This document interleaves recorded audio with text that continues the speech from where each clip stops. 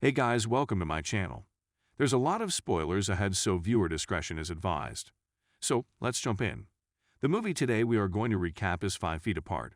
Stella Grant, Haley Lou Richardson, is a cystic fibrosis, CF, patient who actively uses social media to cope with her illness and try to live a normal life. She meets another CF patient, Will Newman, Cole Sprouse, and they quickly develop feelings for each other. Will finds Stella's vlog on YouTube, in which Stella discusses living with CF. Will is intrigued and watches every single video she posted.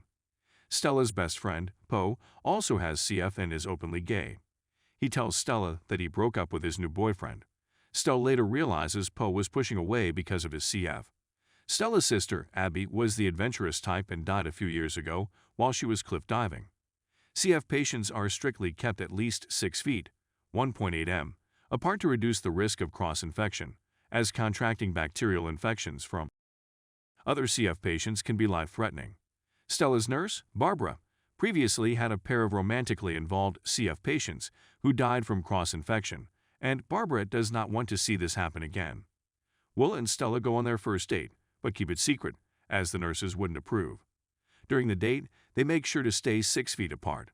They eventually end up at the hospital pool, where they strip to reveal their scars from their past surgeries. They stare at each other and go for a swim together. Halfway through their date, Barbara notices that both Will and Stella aren't in their rooms. She immediately goes on a search to find them. They are aware of this and quickly make it back to their rooms in time.